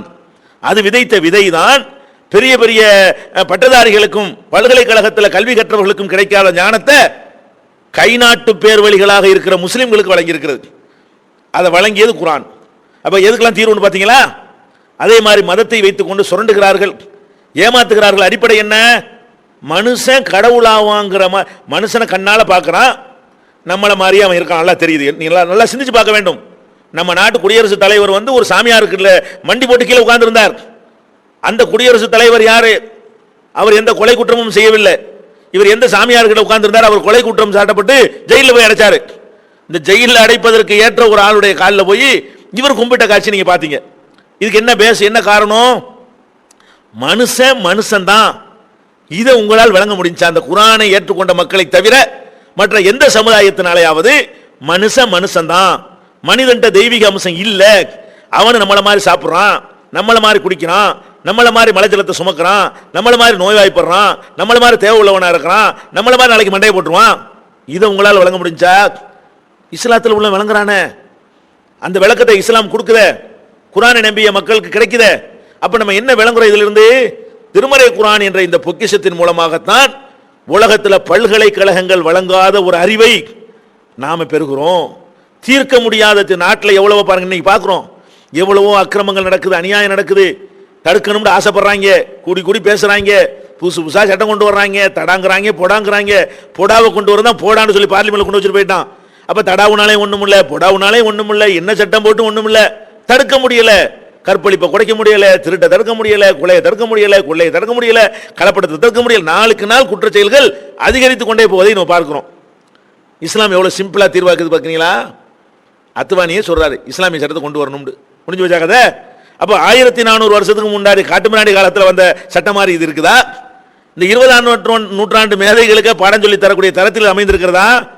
இப்படி எல்லாத்துக்கும் தீர்வு. இதை கொண்டு வந்தா சட்டம் ஒழுங்கு பிரச்சனை ஓவர் என்கிற அளவுக்கு அது பேசுகிற சட்டம் அப்படி இருக்கிறது, அது பேசுகிற கொள்கை அப்படி இருக்கிறது, அது சொல்லுகிற முன்னறிவிப்பு அப்படி இருக்கிறது, அது பேசுகிற சயின்ஸ் அப்படி இருக்கிறது, அதுல உள்ள தத்துவம் அப்படி இருக்கிறது. இப்படி எந்த ஒரு வகையை எடுத்து நீங்கள் குர்ஆனை வைத்து ஆய்வு செய்து பார்த்தாலும் இது அல்லாஹ் தந்ததுக்காக வேண்டி எவ்வளவும் நன்றி கடன் செலுத்தலாம். அதனாலதான் இது இறங்கின ஒரு ராத்திரி 1000 மாசத்தை விட சிறந்ததாக ஆகுறது. அந்த ஒரு ராத்திரி இருக்கிற காரணத்தினால அந்த மாசமே சிறந்ததாக ஆகுறது. அதுக்குத்தான் அல்லாஹ் என்ன செய்யறான், டேய் உனக்கு என்னத்தை நான் தந்திருக்கிறேன், அதுக்கு நீ என்ன செய்ய போற? நோன்பு வை. நோன்பு வைக்க சொன்னது கூட காரணம் என்ன? உங்கள்கிட்ட வந்து தந்துட்டு எல்லாம் நோன்பு வைக்க சொல்றான். ஷஹ்ரு ரமலான் அல்லதி உன்சில பிஹில் குர்ஆன். இந்த ரமலான் மாதத்தில் தான் குர்ஆன் அருளப்பட்டது. குர்ஆன் அருளப்பட்ட எங்களுக்கு என்னன்னு கேக்குறீங்களா? ஹுதன் லின்னாஸ், அந்த குர்ஆன் மனிதனுக்கு நேர்வழி காட்டும். பையினாத்தி மினல் ஹுதா வல் ஃபுர்கான், அந்த நேர்வழியை தெளிவாக காட்டும், சத்தியத்தையும் அசத்தியத்தையும் வேறுபடுத்தி காட்டும். எனவே ஃபமன் ஷஹித மின்குமுல் ஷஹ்ர ஃபல்யஸ்முஹு, உங்களில் யார் அந்த மாதத்தை அடைகிறாரோ அம்மாதத்தில் அவர் நோன்பு நோக்கட்டும். அப்ப நம்மள நோன்பு நோக்க அல்லாஹ் ஏன் சொல்றான்னு கேட்டா, உலகத்தில் யாருக்கும் கிடைக்காத ஒரு பாக்கியத்தை, ஒரு பேரருளை, குர்ஆன் என்ற பொக்கிஷத்தை நம்முடைய கையில தந்துட்டு இதை உனக்கு தந்திருக்கிறன்ல, லைலத்துல் கத்ர்ங்கிற இரவு தந்தன்ல, அந்த இரவு ரமலான் மாசத்துல இருக்குது. அதனால அந்த ஒரு இரவில் இறக்கப்பட்ட காரணத்தினால் அது உள்ளடங்கி இருக்கிற அந்த ஒரு மாசத்துக்கு நீ நோன்பு வச்சு நன்றியை தெரிவிடான்னு எல்லாம் சொல்றான். அப்ப இந்த ரமலான் அவ்வளவு பெரிய சிறப்பு வாய்ந்ததாக அமைந்திருப்பதை நம்ம புரிந்து கொள்ள வேண்டும். அடுத்ததாக இந்த நோன்பு, ரமலானுடைய சிறப்பை வழங்கி கொண்டோம். இந்த நோன்பு எதுக்கு நோன்பு வைக்கிறோம்? அதுல கூட பாருங்க, எல்லா மதங்களுடைய வணக்க வழிபாடுகள் எடுத்து பார்த்தீங்கன்னு சொன்னா அது மனுஷனை கஷ்டப்படுத்துவதில் கடவுள் இன்பம் காண்பார்ங்கிற அடிப்படையில் தான் அது நிறுவப்பட்டிருக்குங்க. எந்த மதத்தினுடைய வழிபாட்டை நீங்க எடுத்தாலும் சரி, கடவுள் பேரால் இவர் நஷ்டப்படணும், கஷ்டப்படணும், அதை பார்த்து கடவுள் சந்தோஷப்படுவார். காணிக்கை கொண்டு கொட்டணும், அது மாதிரி தன்னைத்தானே வேதனைப்படுத்திக்கிறேன்னு, அழகு குத்திக்கிறேன்னு, சவுக்கால் அடிச்சுக்கிறேன்னு, குளிரில் விட நடுங்கிக்கிட்டே நடந்தே போகணும், செருப்பு போடக்கூடாது, தீயில போய் மிதிக்கணும், இப்படி எல்லாம் ஏதாவது செஞ்சா தான் செய்ய, தலையில தேங்காயை கொண்டு உடைப்பாங்க, மண்டையில ரத்தம் ஓடும், இருந்தாலும் கடவுளுக்காக மண்டையை கொடுத்துட்டு இருக்கணும். இப்படி எல்லாம் செஞ்சா கடவுள் என்ன செய்வாரா? சந்தேகப்படுவார், சந்தோஷப்படுவார் என்கிற அடிப்படையில் தான் நிறுவப்பட்டிருக்கிறது. இந்த மார்க்கத்தில் மாத்திரம் எந்த வணக்கத்தை எடுத்தாலும் இப்படி ஒரு அம்சமே இருக்காது. பள்ளியாசலுக்கு நீ காணிக்கை கொண்டு வர வேண்டியதில்லை, கடவுளுக்கு வாழைப்பழம் வாங்கிட்டு வர வேண்டியதில்லை, உங்களுக்கு தொழுகிறதுக்குரிய சுத்தமான ஒரு இடம், கைகால் மூஞ்ச கழுவிட்டு வரலாம், இப்படி இந்த மாதிரி வசதிகளோடு இருக்குமே தவிர உங்களை கஷ்டப்படுத்தக்கூடிய எதுவுமே இருக்காது. இந்த நோன்பு மட்டும் பார்த்தீங்கன்னா அப்படி தெரியும். பார்த்தா என்ன தெரியும்? என்ன அல்லாஹ் யாரையும் கஷ்டப்படுத்த மாட்டான். ஒரு மாசத்துக்கு சோறு திங்க வேணாங்கிறானே, இது என்ன அது கஷ்டமா இருக்கேன்னு நீங்க நினைக்கலாம். ஆனால் அது மேலோட்டமா பார்க்கும்போது அப்படி இருக்குமே தவிர உண்மையில் ஆழமா சிந்திச்சு பார்த்தீங்கன்னா கஷ்டமே கிடையாது. ஏன் கிடையாதுங்கிறோம்? ரமலான் மாசத்துல நீங்க நோன்பு வைக்கிற காலத்திலையும் சரி, நோன்பு வைக்காத 11 மாசத்துலையும் சரி, அதே சாப்பாட்டை தான் நீங்கள் சாப்பிட்றீங்க. ரமலான் மாசத்துல என்ன பண்றோம்? இரவுல சாப்பிட்டு பகல்ல சாப்பிடாம இருக்கிறோம். வேற மாதங்கள்ல பகல்ல சாப்பிட்டு இரவுல சாப்பிடாம இருக்கிறோம். 8 மணிக்கு ராத்திரி படுக்கிறோம், காலையில 10 மணிக்கு எந்திரிக்கிறவர்கள் அதிகமா இருக்கிறாங்க. இந்த 8ல இருந்து 10க்குள்ள என்ன சாப்பிட்டோம்? தூங்கிக்கிட்டே இருந்தோம். 3 வேளை சாப்பாடு டைம், அது அவ்வளோ டைம் அதில் அடங்கி இருக்கிறது. இருந்தாலும் நம்ம தூங்கிக்கிட்டே இருந்தோம், காலையில் எந்திரிச்சு சாப்பிட்றோம். அப்போ 8ல இருந்து 10 வரைக்கும் 14 மணி நேரம் இருக்குதே, 8ல இருந்து 8 வரைக்கும் 12 மணி நேரம் இருக்குதே, 8ல இருந்து 6 வரைக்கும் 10 மணி நேரம் இருக்குதே. இந்த 10 மணி நேரம் சாப்பிட்டோமா? அப்போ இரவு முழுவதும் சாப்பிடாம தான் இருந்தோம். சாப்பிடாம இருந்த நம்ம அதனால செத்துட்டோமா? அதனால கஷ்டமாயி போச்சா? அதனால உடல் தளர்ந்து போச்சா? ஒண்ணுமே ஆகல. 11 மாசமும் ராத்திரியில் சாப்பிடவே இல்லை, நம்ம நல்லா தான் இருக்கிறோம். அப்ப அதுல இருந்து நம்ம என்ன விளங்குறோம்? ஒரு 12-14 மணி நேரம் சாப்பிடாமல் இருப்பதனால் ஒண்ணுமே ஏற்படாது என்று 11 மாசம் நிரூபிச்சிருக்கிறோம். அதை ரமலான்ல உல்டா பண்றோம், வேற ஒண்ணும் கிடையாது. மாத்திரம் எப்படி மாத்திரம்? நீ பகல்ல 12 மணி நேரம், ராத்திரில 12 மணி நேரம் திங்காம இருந்தீங்கள, பகல்ல 12 மணி நேரம் திங்காத. இப்ப ராத்திரில நல்லா சாப்பிட்டுக்க. ராத்திரில என்ன செய்யறோம்? 3 வேளைக்கு பேர 4 வேளை அடிக்கிறவனா இருக்கிறான். நோன்பு திறந்தவன கஞ்சி அடிக்கிறான், தொழுதுட்டு வந்தவன ஒரு சாப்பாடு சாப்பிட்றான். ராத்திரி 10 மணிக்கு தராவி தொழுட்டு வரேன்னு சொல்லி 11 மணிக்கு ஒருக்கா இன்னொரு சாப்பாடை போடுறான். 3 மணிக்கு எந்திரிச்சுக்கிட்டு ஒன்று பண்றான். இது போக நோம்புல ருசியா உள்ள போவாத, நேரம் கட்ட நேரத்தில் சாப்பிட்றமே, அதுக்காக வேண்டி வகை வகையான இதுகளை செஞ்சுக்கிறான். இடையில நொறுக்கு தீனி வேற போட்டுக்கிட்டு சாப்பிட்றான். கணக்கு பண்ணி பார்த்தீங்கன்னு சொன்னா 11 மாசம் சாப்பிட்றதை விட கொஞ்சமாவது அதிகம் தான் ஒருத்தன் சாப்பிட்றான். ரமலான் மாசத்துல கொஞ்சமாச்சு நிச்சயமாக கொஞ்சமாச்சும் அவனுடைய உணவுடைய அளவுலையும் தரத்திலையும் அதிகம் தான் இருக்கும். அப்ப இந்த நோம்பு நம்மளை கஷ்டப்படுத்தினால விளங்கிக்கணும். 11 மாசம் அளவுக்கு தான் இந்த ஒரு மாசமும் நம்ம சாப்பிட்றோமே தவிர அதோட கூட தான் சாப்பிட்றோமே தவிர அவ்வளவு பெரிய ஆராய்ச்சிலாம் இதுக்கு வேணாம். போன வருடம் நீங்க ஒரு வருஷம் கணக்கு எழுதி வச்சிருந்தீங்கன்னா பாருங்க 11 மாசம் என்ன செலவாகுது, ரமலான்ல என்ன செலவாகுது பாருங்க, டபுளா இருக்கும். அப்ப நல்லா திங்கிறோம். அப்ப ரமலான் மாசத்துல அதிகமாக சாப்பிட்றோமே தவிர இது கஷ்டப்படுத்துறதுக்கா இல்ல வேற எதுக்குன்னு கேக்குறீங்களா? அதுல ஒரு அர்த்தம் இருக்குது. என்ன அர்த்தம்? இந்த ரமலான் மாசத்துல நம்ம ராத்திரில சாப்பிடாம இருக்கிறோம்னு வைங்க, தூங்கிடுவோம். தூங்குனா என்னவாக? பசி தெரியாது. பசிக்கு உள்ளுக்குள்ள தேவைப்படும், தெரியாது, நம்ம தூங்கிடுறோமே. எந்திரிச்ச பிறகு ஒரு மாதிரியா இருக்கும், சாப்பிட தோணும். அதனால இந்த பசிய தெரியாத காரணத்தினால நம்மளை கண்ட்ரோல் பண்றதுங்கிற மேட்டருக்கு இடம் இல்லை. அதுவா இயற்கையாகவே அப்படி போயிடுது. ரமலான்ல என்ன நடக்குதுன்னு கேட்டா, பகல்ல சாப்பிடாம இருக்கிறதுனால காலையில சாப்பிட்டு பழகிருப்போம். காலை நேரம் வந்தவொடனே நான் இட்லி சாப்பிட்டா நல்லா இருக்குமேனு தோணும். நம்ம என்ன செய்வோம்? அம்மாடி எல்லாம் சாப்பிடக்கூடாதுட்டானே, கண்ட்ரோல் பண்றோம். பசிக்குது, கண்ட்ரோல் பண்றோம்.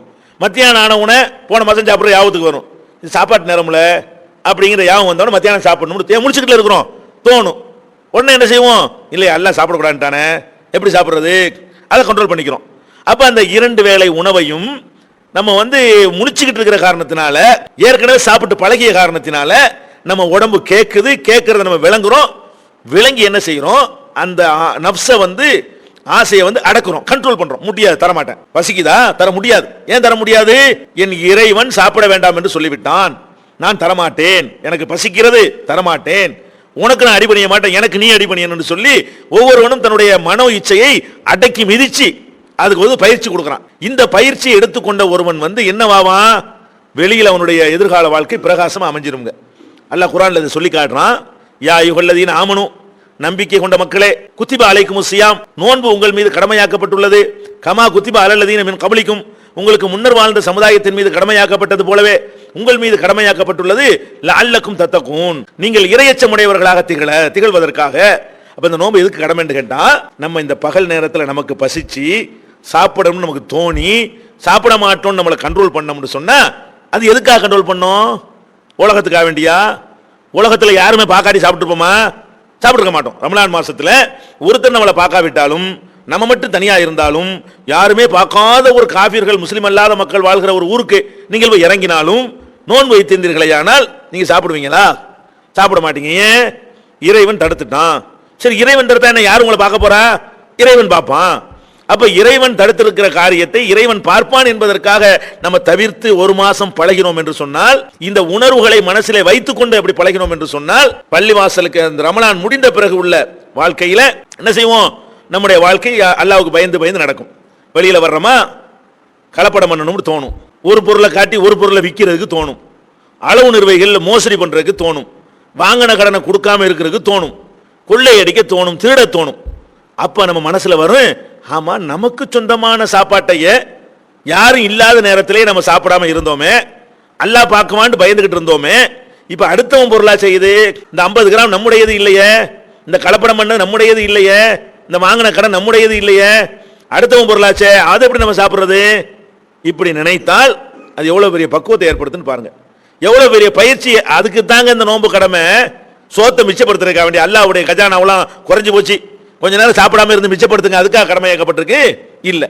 நபிகள் நாயகம் ஸல்லல்லாஹு அலைஹி வஸல்லம் அவங்க இந்த தத்துவத்தை அழகா சொல்லி தர்றாங்க. எப்படி சொல்றாங்க? மல்லம் யதா கௌல ஸூர் வல் அமல பிஹி, யார் ஒருத்தன் பொய்யான சொற்களையும் தீய செயல்களையும் விட்டு விலகவில்லையோ நோன்பு வச்சுக்கிட்டு, ஃபலைஸ லில்லாஹி ஹாஜத்துன் ஃபீ அன் யதா தஆமஹு வ ஷராபஹு, அவன் உண்ணாமல் பருகாமல் இருப்பதில் அல்லாஹ்வுக்கு தேவையில்லை. நீ உண்ணாம தான் இருந்த, நீ அந்த உண்ணாம இருந்து தீய செயலிருந்து விலகலையே, தீய சொல்லிருந்து விலகலையே, நோம்பையும் வச்சுக்கிட்டு தீமையும் செஞ்சுக்கிட்டு இருக்கிறிய, உன்னை அது மாத்தலையே, இது எதுக்கு அல்லாஹ்வுக்கு? அப்ப அல்லாஹ்வுக்கு இதெல்லாம் தேவையே கிடையாது, முதல்ல விளங்கிக்கணும். அப்ப இந்த ஒரு பக்குவத்தை நம்ம பெறுவதற்காகத்தான் அல்லாஹ் நோன்பை நமக்கு என்ன செஞ்சிருக்கிறான்? கடமையாக்கி இருக்கிறான். இஸ்லாத்தினுடைய எல்லா சட்டங்களுமே எல்லா வணக்கங்களுமே இதை அடிப்படையாக வைத்துத்தான் நமக்கு தரப்பட்டிருக்கிறது என்பதை நீங்கள் புரிந்து கொள்ள வேண்டும். தொழுகை எடுத்துக்கொள்ளுங்கள், குனிஞ்சு நிமிர்ந்து நெத்திய கொண்டே வைக்கிறோம்னா அல்லாஹ் கிரேட் ஏறப்போகுதா? இல்ல. எதுக்காக தொழுகை? இன்ன ஸலாத்த தன்ஹா அனில் ஃபஹ்ஷாஇ வல் முன்கர், தொழுகை என்பது தீய காரியங்களிலிருந்தும் அருவருக்கத்தக்க காரியங்களிலிருந்தும் மனிதர்களை தடுக்கும். அப்ப இந்த தொழுகைக்கு பிறகு உனக்கு என்ன செய்யணும்னு கேட்டா, தொழுகையை கடைபிடிக்க முன்னாடி நீ எப்படி இருந்தியோ அதிலிருந்து மாறி தொழுகையை கடைபிடிக்க ஆரம்பித்த பிறகு உன்னிடத்தில் பொய், பித்தலாட்டம், ஃப்ராடு, ஏமாற்று, மோசடி, விபச்சாரம், தண்ணி அடிக்கிறது, எல்லா தீமைகளும் உன்னிடமிருந்து எடுபட வேண்டும். அதை தொழுகை தடுக்கும். எப்படி தடுக்கும்? நம்ம தொழுகிறோம், தனியா தொழுகிறோம். தொழுகும் போது ஓத வேண்டிய விஷயங்கள் இருக்கிறது. ஓதாம வாய வாய அசைக்கிறோம். யாருக்கா தெரியுமா? தெரியாது. ஆனா எப்போவாது வாய வாய அசைச்சு சும்மா நின்றுப்போமா? நம்ம நிக்க மாட்டோம். ஏன்? என்ன ஓதணுமோ கரெக்டா ஓதுவோம். ஏன் அப்படி ஓதணும்? யாருக்கு தெரிய போகுது? அவனுக்கு தெரியும், யாருக்கும் தெரியாது, ஒரே ஒருத்தனுக்கு தெரியும். அப்ப அவனுக்கு தெரியுமே என்பதற்காக வேண்டி நீங்கள் அந்த நோன்பு காலங்கள் தொழுகையில் இருக்கும் பொழுது எல்லாத்தையும் முறையாக செய்தீர்களேயானால், தொழுது கொண்டிருக்கும் போது காற்று பிரிந்து விட்டது என்றால் நீங்க அப்படி நின்றுவீங்களா? ஓடி போய் ஒழு சென்று வர்றீங்க. யாருக்கு தெரிய போகுது? அவனுக்கு தெரியும். இப்படி பயிற்சி எடுத்தால் அது தீமைகளை தடுக்குமா தடுக்காதா? நிச்சயமாக தடுக்கும். அப்ப இஸ்லாத்தில் உள்ள தொழுகை நோன்பு எந்த ஒரு வணக்கத்தை நீங்கள் எடுத்துக்கொண்டாலும் உங்கள்கிட்ட அல்லாஹ் ஆதாயம் அடைவதற்கோ, உங்களை கஷ்டப்படுத்துவதற்கோ, உங்களை வேதனைப்படுத்துவதற்கோ இந்த மாதிரியான வணக்கங்களை எல்லாம் தரவே இல்லை. நம்மளை நல்லவன் ஆக்குறதுக்காக தான் அவ்வளவுமே. இந்த மாதிரி ஒரு பயிற்சியை நம்ம எடுத்துக்கொண்டோம்னு சொன்னா கொஞ்சம் அப்படி கற்பனையை சிந்திச்சு பாருங்க, கற்பனை செஞ்சு பாருங்க. எப்படி நம்ம எல்லாருமே, எல்லா மனிதனுமே நோன்பு நோற்று எல்லா மனிதனுமே இந்த பயிற்சி எடுத்துறான். இந்த பயிற்சி நம்மை அல்லாஹ் பார்த்துக்கிட்டு இருக்கிறான். எப்படி நம்ம வீட்டில் தனியா இருக்கும் பொழுது, பசிக்கும் பொழுது, சாப்பாடு வீட்டில் இருக்கும் பொழுது சாப்பிடாமல் இருந்தோமோ அல்லாஹ் பார்ப்பான் என்று இருந்தோமோ, அந்த அல்லாஹ் வெளியே என்னை பார்க்கிறான். கல்யாணம் பண்ண போறோமா, பெண் வீட்டார் டவுரி வாங்க போறோமா, அப்ப நமக்கு யாவும் வரணும். இது எப்படி நம்ம டவுரி வாங்குறது? நம்ம ஒரு கோல தண்ணி குடிக்கிறதுக்கு பயந்தோமே, அந்த அல்லாஹ் அதை தடுத்திருக்கிறானே, இது அல்லாஹ் பார்க்க மாட்டானா? ஆடம்பரமா கல்யாணம் பண்ணணும்னு தோணும் பொழுது இது எப்படி ஆடம்பரம் பண்றது? அன்னைக்கு சாப்பிடக்கூடாது நம்ம இருந்தோமே அல்லாஹ் சொன்னதுக்காக வேண்டி, இது எப்படி நம்ம செய்யறது? வரதட்சணை வாங்க மாட்டீங்க, ஆடம்பரம் பண்ண மாட்டீங்க, ஃப்ராட் பண்ண மாட்டீங்க, ஏமாத்த மாட்டீங்க, கொள்ளையடிக்க மாட்டீங்க, கொலை செய்ய மாட்டீங்க. ஏன் வீட்டு உணவையே சாப்பிடாதனா உன் வீட்டு உணவை எப்படி சாப்பிடுவேன்? அல்லாஹ் தடை செஞ்சிட்டாங்கிறதுக்காக வேண்டி எனக்கு சொந்தமான ஹலாலான உணவையை நான் தியாகம் செய்திருக்கிறேன், எனக்கு சொந்தம் இல்லாத எப்படி எடுப்பேன்? இப்படி எல்லாரும் மாறணும்டா எப்படி உலகம் இருக்குன்னு பாத்தீங்களா? திருட்டு இருக்குமா, கொள்ளை இருக்குமா, கொலை இருக்குமா, ஃப்ராட் பித்தலாட்டம் இருக்குமா? இப்படி எல்லாரும் அப்படி மாறுவார்களே. ஆனால் ஒட்டுமொத்த உலகத்துக்கு எவ்வளவு பெரிய நன்மை, இவனுக்கு நன்மை, உலகத்துக்கு நன்மை, இவனுடைய மறுமைக்கு நன்மை. இது மாதிரியான ஒரு நல்ல நோக்கத்திற்காகத்தான் இஸ்லாம் நோன்பு என்ற கடமையை இந்த புனிதமிக்க ரமலான் மாதத்திலே, குர்ஆன் அருளப்பட்ட மாதத்திலே நமக்கு தந்திருக்குதே தவிர எதுக்கு இல்ல? பசியை உணர்வதற்குன்னு ஒரு தத்துவத்தை சொல்லிக்கிறாங்க. பசியை உணர்வதற்கு நோன்புன்னா அப்ப எதுக்கு ஏழைக்கு கடமையாக்கணும்? ஏழை தான் எப்ப பார்த்தாலும் பசியை உணர்ந்துகிட்டு இருக்கிறானே. அப்ப பசியை உணர்வதற்கெல்லாம் நோன்பு கிடையாது. பசியை எல்லாரும் உணர்றான். பசியை உணர்வு கடமையாக்குனா ஏதோ ஒரு நாள் கடமையாக்குனா போதும், அன்னைக்கு பசியை உணர்ந்துக்குருவான். அட பசியை உணர்ந்தா பலகாரம் சாப்பிட்டு இருக்கிறான், இல்லாட்டி அவன் பசிக்காம இப்ப சாப்பிட்றான். பசிய உணர்வு அதெல்லாம் நோக்கமே கிடையாது. நோக்கம் என்ன? நம்மை படைத்த இறைவன் நம்மை பார்த்து கொண்டிருக்கிறான் என்கிற உணர்வோடு அவனுடைய எல்லா கடமைகளையும் நம்ம நிறைவேற்ற வேண்டும், அவன் தடுத்த அத்தனையிலிருந்து விடுபட வேண்டும். இத்தகைய ஒரு நிலையை உருவாக்குவதுதான் நோன்பை இறைவன் கடமையாக்கி இருப்பதனுடைய முக்கியமான நோக்கம். இந்த நேரத்தில் நோன்பை நம்ம நிறைவேற்றி இருக்கும் பொழுது, இறையச்சத்திற்காக நம்ம நிறைவேற்றி இருந்தாலும் நம்மளை அறியாமலேயே நம்முடைய நோன்புகளிலே சில தவறுகள் ஏற்படுவதற்கு வாய்ப்பு இருக்கிறது. நோன்பு வச்சுக்கிட்டு கோல் சொல்லியிருப்போம், நோன்பு வச்சுக்கிட்டு எல்லாம் பேசக்கூடாது தான், இருந்தாலும் நோன்பு வச்சுக்கிட்டு கோல் சொல்லியிருப்போம், நோன்பு வச்சுக்கிட்டு புறம் பேசியிருப்போம். அதெல்லாம் பேசினா என்னவாயிரும்? அந்த நோன்பு கிடைக்கிற நன்மையுடைய அளவு குறைஞ்சு போயிடும். சும்மா ஃபார்மாலிட்டி நோன்பா போயிடும், ஒரிஜினல் நோன்பா இருக்காது, டூப்ளிகேட் நோன்பாயிரும். அப்ப அந்த மாதிரி ஆகக்கூடாது. நம்ம வச்ச நோன்பு நமக்கு முழுசா கிடைக்கணும். அல்லாஹ் சொல்றானே, அஸ்ஸௌமுலி வஅனா அஜ்ஸி பிஹி, நோன்பு எனக்கே உரியது, நானே அதற்கு கூலி கொடுப்பேன்னு சொல்றானே. அதை அடைய வேண்டுமானால் நம்முடைய நோன்பு முழுமை பெற்ற நோன்பாக இருக்க வேண்டும். ஆனாலும் நம்ம அறியாமலே நோன்பில் தவறுகள் வந்து விடலாம். அதுக்காக அல்லாஹ் என்ன பண்றான்னு கேட்டா, நபிகள் நாயகம் ஸல்லல்லாஹு அலைஹி வஸல்லம் மூலமாக அப்படி ஏதாவது உங்களுக்கு தவறு நேர்ந்தால் நீங்க ஒட்டுமொத்த 30 நாள் 29 நாள் நோன்பிலே ஏற்பட்ட தவறுகளுக்காக வேண்டி நீங்கள் ஃபித்ராங்கிற ஒரு தர்மத்தை செய்யுங்க. அந்த தர்மத்தை கொடுப்பதன் மூலமாக அந்த நோன்பில் ஏற்பட்ட தவறுகளுக்கு அது பரிகாரமாகிவிடும். அதே நேரத்தில் அன்றைய தினம் ஏழைகள் இருப்பாங்க. ஒரு பெருநாள் என்பது ஒட்டுமொத்த சமுதாயத்துக்கு வரக்கூடியது. பணக்கார மட்டும் சாப்பிட்றதுக்கு பேர் பெருநாள் கிடையாது, நடுத்தர வர்க்கத்தில் உள்ளவங்க மட்டும் சந்தோஷமா இருக்கிறதுக்கு பேர் பெருநாள் கிடையாது. அந்த சமுதாயத்தில் உள்ள அத்தனை பேரும் அன்னைக்கு சந்தோஷமா இருக்கணும், மனநிறைவோடு இருக்கணும், அத்தனை பேரும் வயிறார உண்ணணும், அப்படிங்கிறதுக்கு தான் பெருநாள். அந்த பெருநாள் தினத்தில் நீ சாப்பிட்ற மாதிரி அந்த ஏழை சாப்பிடணும், அதுக்கு துணையா இருங்கள் என்பதற்காக நபிகள் நாயகம் ஸல்லல்லாஹு அலைஹி வஸல்லம் அவங்க ஃபித்ரா என்ற தர்மத்தை கடமையாக்கினார்கள். ஃபித்ராடா என்ன? சில பேர் நமக்கு மட்டும் கொடுத்துட்டு போயிடுறாங்க. ஒரு குடும்பத்தை யார் பராமரிக்கிறாரோ அவர் மீது அந்த குடும்பத்து மெம்பர்களுக்கெல்லாம் ஃபித்ரா மெம்பர்களுக்காகவெல்லாம் கணக்கு பார்த்து ஃபித்ரா கொடுக்கிற கடமை இருக்கிறது. 4 பிள்ளை இருந்தால் 4 பிள்ளைக்காக கொடுக்கணும், தாய் தகப்பன் இவர் பராமரிப்பில் இருந்தால் அதற்காக கொடுக்கணும், மனைவிக்காக கொடுக்கணும்.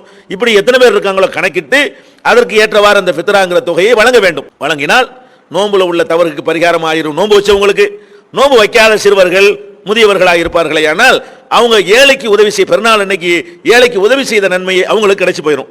எப்போ கிடைக்கும்? நம்ம கொடுக்குற சொல்லுவாங்க ஒரு பழமொழி, விளக்க பிடிச்சிக்கிட்டே கிணத்துல உழுவக்கூடாதுன்னு சொல்லுவாங்க. இருட்டில் போய் விழுந்தாலும் மன்னிக்கப்படும். விளக்கையும் கையில் வச்சுக்கிட்டு போய் கிணத்துல வேணாச்சும் விழுவானா? உழுவக்கூடாது, உழுவ மாட்டான், அறிவாளி உழுவ மாட்டான். இப்போ நம்ம 20ஆம் நூற்றாண்டில் வாழ்கிறோம். நம்ம கொடுக்குற இந்த ஃபித்ரா ஒழுங்கா எங்கே கொடுத்தா ஒழுங்கா சேருது, இதை சாதாரணமாக அப்படி ஒரு பார்வை பார்த்தாலும் விளங்கி கொள்ளலாம். இப்போ இன்னைக்கு தமிழ்நாட்டை எடுத்துக்கொண்டீர்களே, ஆனால் உங்கள்கிட்ட பலரும் ஃபித்ரா கேட்குறாங்க. தமிழ்நாடு தௌஹீத் ஜமாத்தும் கேட்குது. நாங்கள் கேட்டு வாங்கி என்ன செய்கிறோம்? அதில் ஒரு பைசாவை கூட இந்த ஜமாத்தில் ஒரு டேபிள் வாங்குவதற்கோ, ஒரு மைக் வாங்குவதற்கோ, இந்த மாதிரி ஒரு பூ செட்டு வாங்குவதற்கோ நாங்கள் பயன்படுத்த மாட்டோம். அந்த ஃபித்ராவை வாங்கணும்னு சொன்னால் வாங்கி அப்படி கொடுக்குற வேலை மட்டும்தான். எவ்வளோ கொடுக்குறீர்களோ அதை அப்படியே நாங்கள் திரட்டி ஏழைகளுக்கு விநியோகிக்கிறோம். 27 லட்சம் ரூபாய் சென்ற ஆண்டு கொடுத்தீர்கள். அது அப்படியே வந்த யார் யாரெல்லாம் கொடுத்தீங்கன்னு பட்டியலை உணர்வு இதழில் போட்டோம். எந்தெந்த ஊர்களுக்கெல்லாம் விநியோகிக்கப்பட்டது என்ற விவரங்களையும் விளக்கமாக நாங்கள் எடுத்து சொன்னோம். அது அந்த போட்டாக்களையும் எடுத்து போட்டோம், அந்த கணக்குகளையும் வெளியிட்டோம். நில் பேலன்ஸ், வரவும் செலவும் கரெக்ட் ஆகிவிட்டது. அதற்கு முந்தின ஆண்டுடைய ஃபித்ராவை அதே மாதிரி வெளியிட்டோம். ஆனால் சில இயக்கத்தைச் சேர்ந்தவர்கள் ஃபித்ரா என்று வசூலிக்கிறார்கள், அந்த இயக்கத்திற்கு பயன்படுத்துகிறார்கள், இயக்க நிர்வாகிகளுக்கு எடுத்துக்கொள்கிறார்கள், தங்களுடைய வசதிக்கு பயன்படுத்துகிறார்கள், நிர்வாக செலவுக்கு எடுத்துக்கொள்கிறார்கள். அப்ப ஏழை மக்களுடைய பெருநாளை கொண்டாடுவதற்கு உள்ள ஃபித்ராவை இன்னைக்கு தேதி வரைக்கும் கணக்கு காட்டாமல் சாப்பிடுவதற்கும் சுரண்டுவதற்கும் அரசியல்வாதிகளை விட கேடு கட்டவர்களாக இருக்கிறார்கள் தெரிஞ்சுக்கிட்டு அங்கே கொடுப்பீர்களேயானால் ஏழைகளுடைய வறுமை விரட்டிய நன்மையும் கிடைக்காது. நோன்புக்கு பிராயச்சித்தம் என்று சொன்னார்களே, அந்த கேரண்டி